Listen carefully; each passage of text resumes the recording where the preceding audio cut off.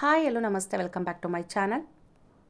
ಇವತ್ತು ನಿಮಗೆ ತಮ್ಮನೇಲಿ ನೋಡಿ ಗೊತ್ತಾಗಿರ್ಬೋದು, ಆಂಜನೇಯನ ಬಗ್ಗೆ ನಾನು ವಿಷಯನ ಶೇರ್ ಮಾಡ್ತಾ ಇದ್ದೀನಿ ಅಂತ. ಸೊ ಆಂಜನೇಯ ಅಂತಿದ್ದಂಗೆ ನಮ್ಮೆಲ್ರಿಗೂ ಕೂಡ ನೆನಪಾಗೋದು ರಾಮ, ಸೀತೆ, ಲಕ್ಷ್ಮಣ. ಸೊ ಇವ್ರಿಗೂ ಮತ್ತು ಆಂಜನೇಯನಿಗೂ ಇರ್ತಕ್ಕಂಥ ಬಾಂಧವ್ಯ ಎಷ್ಟು ಅಂದರೆ ಅದು ಹೇಳೋದಕ್ಕೆ ಅಸಾಧ್ಯ ಅಂತಲೇ ಹೇಳ್ಬೋದು. ನಾವು ಎಲ್ಲೇ ಆಂಜನೇಯನ ದೇವಸ್ಥಾನಕ್ಕೆ ಹೋಗಲಿ ಫಸ್ಟು ನೆನೆಸ್ಕೊಳ್ಳೋದು ರಾಮನನ್ನು. ನಾವು ಕೂಡ ಅಂದರೆ ಚಿಕ್ಕವರಿದ್ದಾಗ ಆಂಜನೇಯನಿಗೆ ಕೈ ಮುಗಿದು ಹಾಗೆ ಬರ್ತಾ ಇದ್ವಿ. ಸೊ ಹೋಗ್ತಾ ದಿನಗಳಲ್ಲಿ ನನಗೆ ನನ್ನ ಸ್ನೇಹಿತರು ಹೇಳಿದ್ದೇನು ಅಂದರೆ, ಆಂಜನೇಯನ ದೇವಸ್ಥಾನಕ್ಕೆ ಹೋದಾಗ ರಾಮನನ್ನು ನೆನೆಸ್ಬೇಕಂತೆ. ಅಂದರೆ ಜೈರಾಮ್ ಶ್ರೀರಾಮ್ ಅಂತ ಹೇಳಬೇಕು.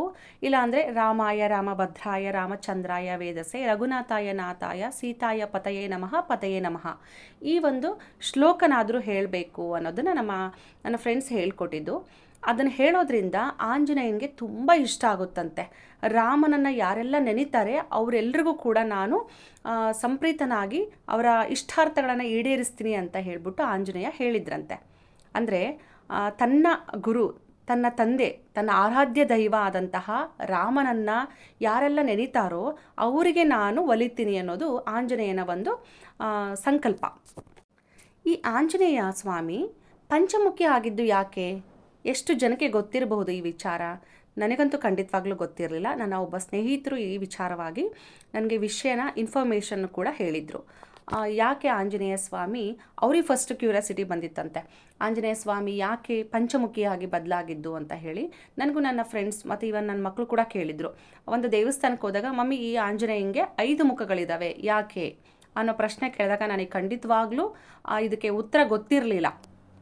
ನಾವು ಎಷ್ಟೋ ವಿಚಾರಗಳನ್ನು ತಿಳ್ಕೊಳ್ಳೋ ತುಂಬ ಇರುತ್ತೆ. ಅದರಲ್ಲೂ ಮಕ್ಕಳು ಕೇಳಿದಾಗ, ಹೌದಲ್ಲ ಈ ವಿಚಾರ ನಮಗೆ ಗೊತ್ತೇ ಇಲ್ಲ, ತಿಳ್ಕೊಂಡು ಮಕ್ಕಳಿಗೆ ಹೇಳಬೇಕು ಅನ್ನೋ ಒಂದು ಪರಿಜ್ಞಾನ ನಮ್ಮಲ್ಲಿ ಮೂಡುತ್ತೆ. ಈ ಥರ ಸುಮಾರು ಜನ ಪೇರೆಂಟ್ಸ್ಗೂ ಕೂಡ ಅನಿಸಿರಬಹುದು.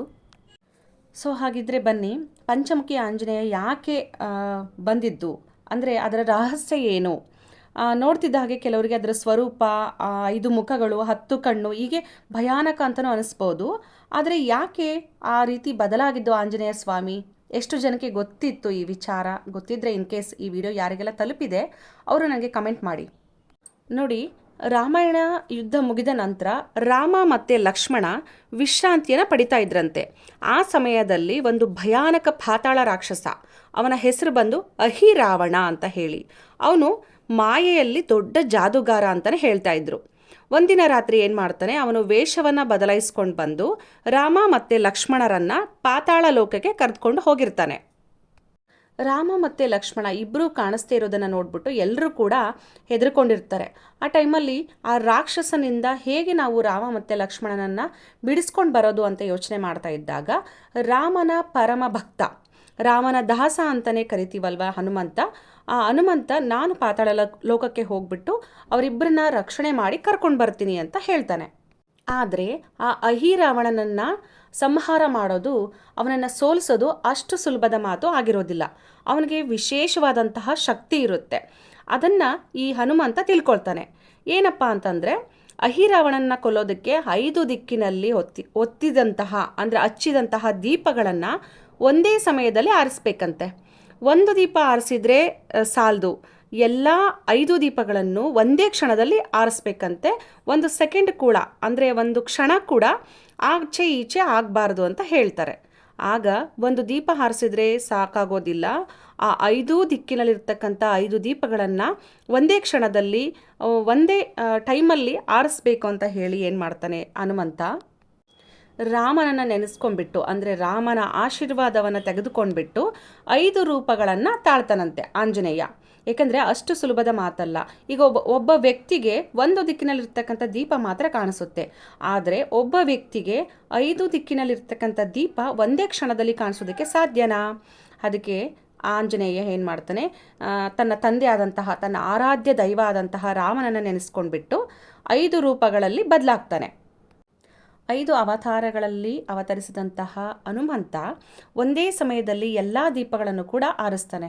ಆ ಕ್ಷಣದಲ್ಲೇ ಏನಾಗ್ತಾನೆ, ಅಹಿರಾವಣ ಸತ್ತು ಹೋಗ್ತಾನೆ. ರಾಮ ಲಕ್ಷ್ಮಣರಿಬ್ಬರೂ ಕೂಡ ಸುರಕ್ಷಿತವಾಗಿ ಹನುಮಂತನೊಂದಿಗೆ ಹೊರಬರ್ತಾರೆ. ಸೊ ಈ ಪಂಚಮುಖಿ ಆಂಜನೇಯ ಎಂದು ನಾವು ಅವತ್ತಿನಿಂದ ಆಂಜನೇಯ ಸ್ವಾಮಿಯನ್ನು ಕರೆಯೋದಕ್ಕೆ ಪ್ರಾರಂಭ ಮಾಡಿದ್ವಿ. ಅವತ್ತಿನಿಂದ ಅವರು ಪಂಚಮುಖಿ ಆಂಜನೇಯ ಅಂತಲೇ ಪ್ರಸಿದ್ಧಿಯನ್ನು ಪಡೆದರು ಕೂಡ. ಹಾಗಿದ್ರೆ ಯಾವ್ಯಾವುದು ಆ ಮುಖಗಳು ಅಂತ ನೋಡೋದಾದರೆ, ಮೊದಲನೆಯದು ಹನುಮಂತನ ಮುಖ. ಅದು ಪೂರ್ವ ದಿಕ್ಕಿಗೆ ಮುಖ ಮಾಡಿರುತ್ತೆ. ಅದರ ಒಂದು ಸಂಕೇತ ಏನು ಅಂದರೆ, ಏನನ್ನು ಸೂಚಿಸುತ್ತೆ ಅಂದರೆ ಭಕ್ತಿ, ಧೈರ್ಯ, ಬಲ ಮತ್ತು ಮನಸ್ಸಿನ ನಿಯಂತ್ರಣ, ಇದನ್ನು ಸೂಚಿಸುವಂಥದ್ದು ಪೂರ್ವ ದಿಕ್ಕಿಗೆ ಮುಖ ಮಾಡಿದಂತಹ ಆಂಜನೇಯನ ಮುಖ. ಇನ್ನು ಎರಡನೇದಾಗಿ ನೋಡೋದಾದರೆ ನರಸಿಂಹ ಮುಖ. ಇದು ದಕ್ಷಿಣ ದಿಕ್ಕಿಗೆ ಮುಖ ಮಾಡಿರುತ್ತೆ.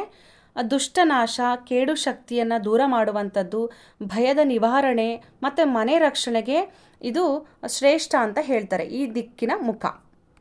ಇನ್ನು ಮೂರನೇದಾಗಿ ನೋಡೋದಾದರೆ ಪಶ್ಚಿಮ ದಿಕ್ಕಿಗೆ ಮುಖ ಮಾಡಿದಂತಹ ಗರುಡ ಮುಖ. ಇದರ ಒಂದು ವಿಶೇಷತೆ ಏನು ಅಂದರೆ ನಾಗದೋಷವನ್ನು ನಿವಾರಣೆ ಮಾಡೋದಕ್ಕೆ, ವಿಷಶಕ್ತಿಯನ್ನು ದೂರ ಮಾಡೋದಕ್ಕೆ, ಕಪ್ಪು ಮಂತ್ರದಿಂದ ರಕ್ಷಣೆಯನ್ನು ಕೂಡ ಇದು ಮಾಡುತ್ತೆ ಅಂತ ಹೇಳ್ತಾರೆ.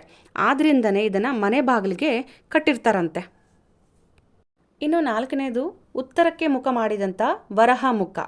ಇದು ಸಂಪತ್ತು, ಸ್ಥಿರತೆ, ಮನೆಯ ರಕ್ಷಣೆಗೆ ಶ್ರೇಷ್ಠ ಅಂತ ಹೇಳ್ತಾರೆ. ಹಾಗಾಗಿ ಈ ಮುಖವನ್ನು ಭೂಮಿ ಮತ್ತು ಕುಟುಂಬ ರಕ್ಷಣೆಗೆ ಈ ಒಂದು ಮುಖದ ಆಂಜನೇಯನ ಆರಾಧನೆ ಮಾಡ್ತಾರೆ ಅಂತ ಹೇಳ್ತಾರೆ.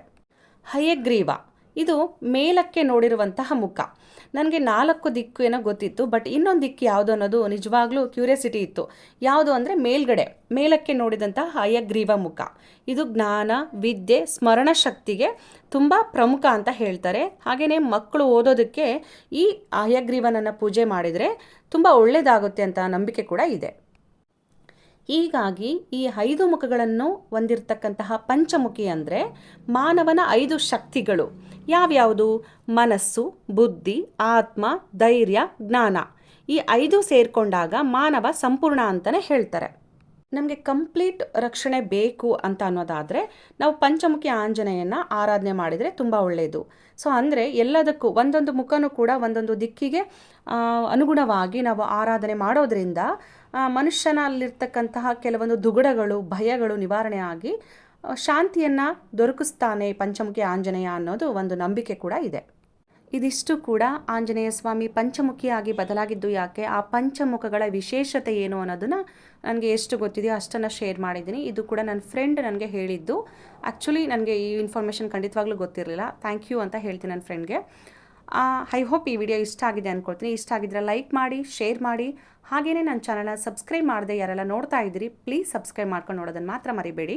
ಮತ್ತೊಮ್ಮೆ ಆಂಜನೇಯನಿಗೆ ತುಂಬ ಪ್ರಿಯವಾದಂತಹ ಶ್ಲೋಕವನ್ನು ಹೇಳ್ತಾ, ರಾಮಾಯ ರಾಮಭದ್ರಾಯ ರಾಮಚಂದ್ರಾಯ ವೇದಸೆ ರಘುನಾಥಾಯ ನಾಥಾಯ ಸೀತಾಯ ಪತಯೇ ನಮಃ ಅಂತ ಹೇಳ್ತಾ ನನ್ನ ಈ ಒಂದು ವಿಡಿಯೋನ ಎಂಡ್ ಮಾಡ್ತಾ ಇದ್ದೀನಿ ಇವತ್ತಿಗೆ. ನೆಕ್ಸ್ಟ್ ವಿಡಿಯೋದಲ್ಲಿ ನಾನು ಇದೇ ಥರದ ಮಾಹಿತಿಗಳನ್ನು ಶೇರ್ ಮಾಡ್ತೀನಿ. Thank you for watching. Take care. Bye.